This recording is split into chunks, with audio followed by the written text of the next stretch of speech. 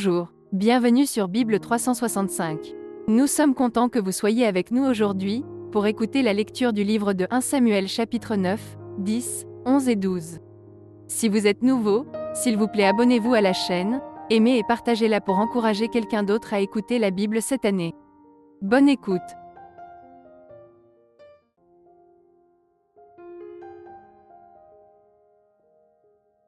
« 1 Samuel, chapitre 9. Il y avait un homme de Benjamin nommé Kis, fils d'Abiel, fils de Tseror, fils de Bécorat, fils d'Aphiar, fils d'un Benjamite. C'était un homme fort et vaillant. Il avait un fils du nom de Saül, jeune et beau, plus beau qu'aucun des enfants d'Israël, et les dépassant tous de la tête. Les ânesses de Kis, père de Saül, s'égarèrent. Et Kis dit à Saül, son fils, « Prends avec toi l'un des serviteurs, lève-toi, va, et cherche les ânesses. » Il passa par la montagne d'Éphraïm et traversa le pays de Shalisha, sans les trouver. Ils passèrent par le pays de Shalim, et elles n'y étaient pas. Ils parcoururent le pays de Benjamin, et ils ne les trouvèrent pas. Ils étaient arrivés dans le pays de Tsuf, lorsque Saül dit à son serviteur qui l'accompagnait, « Viens, retournons, de peur que mon père, oubliant les ânesses, ne soit en peine de nous. » Le serviteur lui dit, « Voici, il y a dans cette ville un homme de Dieu, et c'est un homme considéré. Tout ce qu'il dit ne manque pas d'arriver. Allons-y donc. Peut-être nous fera-t-il connaître le chemin que nous devons prendre. » Saül dit à son serviteur, « Mais si nous y allons, que porterons-nous à l'homme de Dieu? Car il n'y a plus de provisions dans nos sacs, et nous n'avons aucun présent à offrir à l'homme de Dieu. Qu'est-ce que nous avons ?» Le serviteur reprit la parole et dit à Saül, « Voici, j'ai sur moi le quart d'un sicle d'argent. Je le donnerai à l'homme de Dieu, et il nous indiquera notre chemin. » Autrefois en Israël, quand on allait consulter Dieu, on disait, « Venez, et allons au voyant, car celui qu'on appelle aujourd'hui le prophète s'appelait autrefois le voyant. » Saül dit à son serviteur, « Tu as raison, viens, allons. » Et ils se rendirent à la ville où était l'homme de Dieu. Comme ils montaient à la ville, ils rencontrèrent des jeunes filles sorties pour puiser de l'eau, et ils leur dirent, « Le voyant est-il ici ?» Elles leur répondirent en disant, « Oui, il est devant toi. Mais va promptement, car aujourd'hui il est venu à la ville parce qu'il y a un sacrifice pour le peuple sur le haut lieu. Quand vous serez entrés dans la ville, vous le trouverez avant qu'il monte au haut lieu pour manger. Car le peuple ne mangera point qu'il ne soit arrivé, parce qu'il doit bénir le sacrifice. Après quoi, les conviés mangeront. Montez donc, car maintenant vous le trouverez. » Et ils montèrent à la ville. Ils étaient arrivés au milieu de la ville, quand ils furent rencontrés par Samuel qui sortait pour monter au haut lieu. Or, un jour avant l'arrivée de Saül, l'Éternel avait averti Samuel en disant, « Demain, à 7 heures, je t'enverrai un homme du pays de Benjamin, et tu l'oindras pour chef de mon peuple d'Israël. Il sauvera mon peuple de la main des Philistins. Car j'ai regardé mon peuple, parce que son cri est venu jusqu'à moi. » Lorsque Samuel eut aperçu Saül, l'Éternel lui dit, « Voici l'homme dont je t'ai parlé. C'est lui qui régnera sur mon peuple. » Saül s'approcha de Samuel au milieu de la porte et dit, « Indique-moi, je te prie, où est la maison du voyant ?» Samuel répondit à Saül, « C'est moi qui suis le voyant. Monte devant moi au haut lieu, et vous mangerez aujourd'hui avec moi. Je te laisserai partir demain, et je te dirai tout ce qui se passe dans ton cœur. Ne t'inquiète pas des ânesses que tu as perdues il y a 3 jours, car elles sont retrouvées. Et pour qui est réservé tout ce qu'il y a de précieux en Israël? N'est-ce pas pour toi et pour toute la maison de ton père? » Saül répondit, « Ne suis-je pas benjamite, de l'une des plus petites tribus d'Israël? Et ma famille n'est-elle pas la moindre de toutes les familles de la tribu de Benjamin? Pourquoi donc me parles-tu de la sorte? » Samuel prit Saül et son serviteur, les fit entrer dans la salle, et leur donna une place à la tête des conviés, qui étaient environ 30 hommes. Samuel dit au cuisinier, « Sers la portion que je t'ai donnée, en te disant, mets-la à part. » Le cuisinier donna l'épaule et ce qui l'entoure, et il la servit à Saül. Et Samuel dit, « Voici ce qui a été réservé. mets-le devant toi et mange, car on l'a gardé pour toi lorsque j'ai convié le peuple. » Ainsi Saül mangea avec Samuel ce jour-là. Ils descendirent du haut lieu à la ville, et Samuel s'entretint avec Saül sur le toit. Puis ils se levèrent de bon matin, et, dès l'aurore, Samuel appela Saül sur le toit et dit : « Viens, et je te laisserai partir. » Saül se leva, et ils sortirent tous deux, lui et Samuel. Quand ils furent descendus à l'extrémité de la ville, Samuel dit à Saül : « Dis à ton serviteur de passer devant nous. » Et le serviteur passa devant. « Arrête-toi maintenant, reprit Samuel, et je te ferai entendre la parole de Dieu. » 1 Samuel, chapitre 10. Samuel prit une fiole d'huile qu'il répandit sur la tête de Saül. Il le baisa et dit : « L'Éternel ne t'a-t-il pas oint pour que tu sois le chef de son héritage ?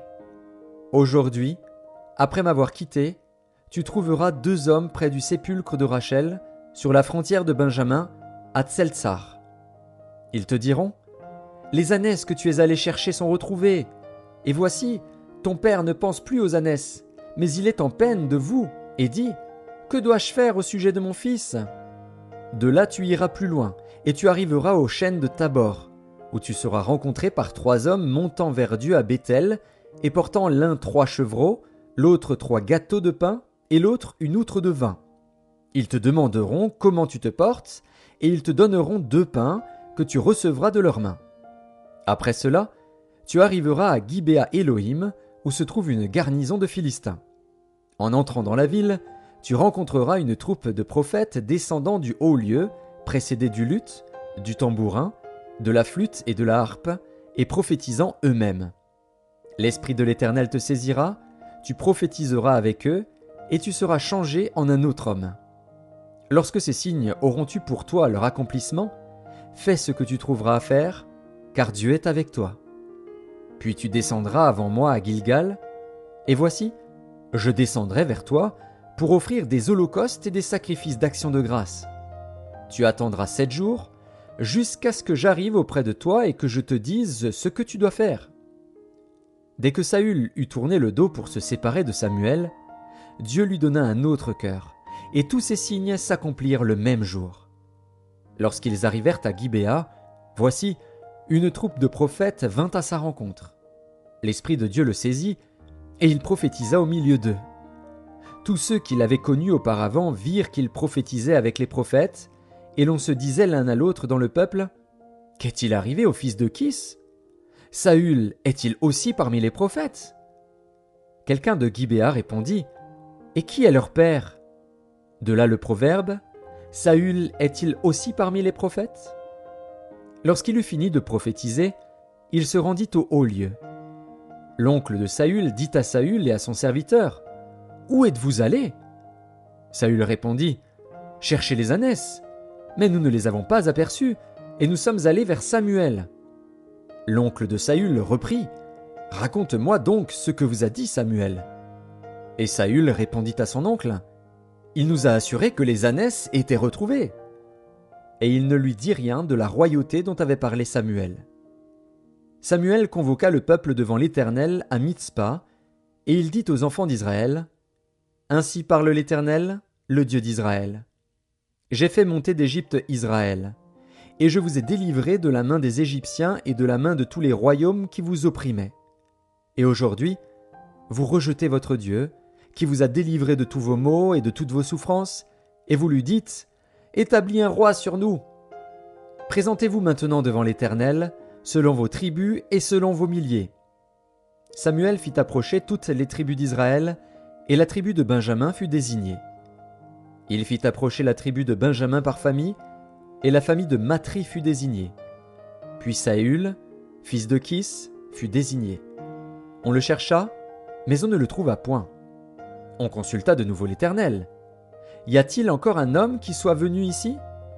Et l'Éternel dit : « Voici, il est caché vers les bagages. » On courut le tirer de là, et il se présenta au milieu du peuple.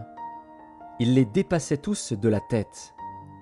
Samuel dit à tout le peuple : « Voyez-vous celui que l'Éternel a choisi ? il n'y a personne dans tout le peuple qui soit semblable à lui. » Et tout le peuple poussa les cris de « Vive le roi !» Samuel fit alors connaître au peuple le droit de la royauté, et il l'écrivit dans un livre qu'il déposa devant l'Éternel. Puis il renvoya tout le peuple, chacun chez soi. Saül aussi s'en alla dans sa maison à Gibéa. Il fut accompagné par les honnêtes gens dont Dieu avait touché le cœur. Il y eut toutefois des hommes pervers qui disaient « Quoi ? C'est celui-ci qui nous sauvera !» Et ils le méprisèrent et ne lui apportèrent aucun présent. Mais Saül n'y prit point garde. 1 Samuel, chapitre 11. Nachash, l'ammonite, vint assiéger Jabès en Galaad. Tous les habitants de Jabès dirent à Nachash « Traite alliance avec nous, et nous te servirons. » Mais Nachash, l'ammonite, leur répondit « Je traiterai avec vous à la condition que je vous crève à tous l'œil droit, et que j'imprime ainsi un opprobre sur tout Israël. » Les anciens de Jabès lui dirent « Accorde-nous une trêve de 7 jours, afin que nous envoyions des messagers dans tout le territoire d'Israël. Et s'il n'y a personne qui nous secourt, nous nous rendrons à toi. » Les messagers arrivèrent à Gibéa de Saül et dirent ces choses aux oreilles du peuple. Et tout le peuple éleva la voix et pleura. Et voici, Saül revenait des champs, derrière ses bœufs, et il dit « Qu'a donc le peuple pour pleurer ?» On lui raconta ce qu'avaient dit ceux de Jabès. Dès que Saül eut entendu ces choses, il fut saisi par l'Esprit de Dieu, et sa colère s'enflamma fortement. Il prit une paire de bœufs et les coupa en morceaux, qu'il envoya par les messagers dans tout le territoire d'Israël, en disant « Quiconque ne marchera pas à la suite de Saül et de Samuel aura ses bœufs traités de la même manière. » La terreur de l'Éternel s'empara du peuple, qui se mit en marche comme un seul homme. Saül en fit la revue à Bézek. Les enfants d'Israël étaient 300 000 et les hommes de Juda 30 000. Ils dirent aux messagers qui étaient venus « Vous parlerez ainsi aux habitants de Jabès en Galaad. Demain vous aurez du secours quand le soleil sera dans sa chaleur. » Les messagers portèrent cette nouvelle à ceux de Jabès, qui furent remplis de joie, et qui dirent aux Ammonites « Demain nous nous rendrons à vous, et vous nous traiterez comme bon vous semblera. » Le lendemain, Saül divisa le peuple en 3 corps. Ils pénétrèrent dans le camp des Ammonites à la veille du matin, et ils les battirent jusqu'à la chaleur du jour. Ceux qui échappèrent furent dispersés, et il n'en resta pas 2 ensemble. Le peuple dit à Samuel « Qui est-ce qui disait « Saül régnera-t-il sur nous ? Livrez ces gens, et nous les ferons mourir. » Mais Saül dit « Personne ne sera mis à mort en ce jour, car aujourd'hui l'Éternel a opéré une délivrance en Israël. » Et Samuel dit au peuple « Venez, et allons à Gilgal, pour y confirmer la royauté. » Tout le peuple se rendit à Gilgal, et ils établirent Saül pour roi, devant l'Éternel, à Gilgal. Là, ils offrirent des sacrifices d'action de grâce devant l'Éternel. Et là, Saül et tous les hommes d'Israël se livrèrent à de grandes réjouissances. 1 Samuel, chapitre 12. Samuel dit à tout Israël, « Voici, j'ai écouté votre voix dans tout ce que vous m'avez dit, et j'ai établi un roi sur vous. Et maintenant, voici le roi qui marchera devant vous. Pour moi, je suis vieux, j'ai blanchi, et mes fils sont avec vous. J'ai marché à votre tête, depuis ma jeunesse jusqu'à ce jour. Me voici, rendez témoignage contre moi, en présence de l'Éternel et en présence de son oint. De qui ai-je pris le bœuf et de qui ai-je pris l'âne? Qui ai-je opprimé et qui ai-je traité durement? De qui ai-je reçu un présent pour fermer les yeux sur lui? Je vous le rendrai. » Ils répondirent, « Tu ne nous as point opprimés, et tu ne nous as point traités durement, et tu n'as rien reçu de la main de personne. » Il leur dit encore, « L'Éternel est témoin contre vous, et son oint est témoin, en ce jour, que vous n'avez rien trouvé dans mes mains. » Et ils répondirent, « Ils en sont témoins. » Alors Samuel dit au peuple, « C'est l'Éternel qui a établi Moïse et Aaron, et qui a fait monter vos pères du pays d'Égypte. Maintenant, présentez-vous, et je vous jugerai devant l'Éternel sur tous les bienfaits que l'Éternel vous a accordés, à vous et à vos pères. » Après que Jacob fut venu en Égypte, vos pères crièrent à l'Éternel, et l'Éternel envoya Moïse et Aaron, qui firent sortir vos pères d'Égypte et les firent habiter dans ce lieu. Mais ils oublièrent l'Éternel, leur Dieu, et il les vendit entre les mains de Sisra, chef de l'armée de Hatsor, entre les mains des Philistins et entre les mains du roi de Moab, qui leur firent la guerre.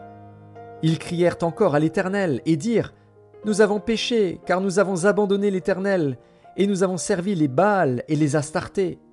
Délivre-nous maintenant de la main de nos ennemis, et nous te servirons. Et l'Éternel envoya Jérubbaal, Bédan, Jephthé et Samuel, et il vous délivra de la main de vos ennemis qui vous entouraient, et vous demeurâtes en sécurité. Puis, voyant que Nakash, roi des fils d'Ammon, marchait contre vous, vous m'avez dit : Non, mais un roi régnera sur nous. Et cependant l'Éternel, votre Dieu, était votre roi. Voici donc le roi que vous avez choisi, que vous avez demandé. Voici, l'Éternel a mis sur vous un roi. Si vous craignez l'Éternel, si vous le servez, si vous obéissez à sa voix, et si vous n'êtes point rebelle à la parole de l'Éternel, vous vous attacherez à l'Éternel, votre Dieu, vous et le roi qui règne sur vous. Mais si vous n'obéissez pas à la voix de l'Éternel, et si vous êtes rebelle à la parole de l'Éternel, la main de l'Éternel sera contre vous, comme elle a été contre vos pères. Attendez encore ici, et voyez le prodige que l'Éternel va opérer sous vos yeux. Ne sommes-nous pas à la moisson des blés ? J'invoquerai l'Éternel, et il enverra du tonnerre et de la pluie. Sachez alors et voyez combien vous avez eu tort aux yeux de l'Éternel de demander pour vous un roi. Samuel invoqua l'Éternel, et l'Éternel envoya ce même jour du tonnerre et de la pluie. Tout le peuple eut une grande crainte de l'Éternel et de Samuel. Et tout le peuple dit à Samuel : Prie l'Éternel, ton Dieu, pour tes serviteurs, afin que nous ne mourions pas. Car nous avons ajouté à tous nos péchés le tort de demander pour nous un roi. Samuel dit au peuple : N'ayez point de crainte. Vous avez fait tout ce mal, mais ne vous détournez pas de l'Éternel, et servez l'Éternel de tout votre cœur. Ne vous en détournez pas, sinon vous iriez après des choses de néant, qui n'apportent ni profit ni délivrance, parce que ce sont des choses de néant. L'Éternel n'abandonnera point son peuple, à cause de son grand nom, car l'Éternel a résolu de faire de vous son peuple. Loin de moi aussi de pécher contre l'Éternel, de cesser de prier pour vous. Je vous enseignerai le bon et le droit chemin.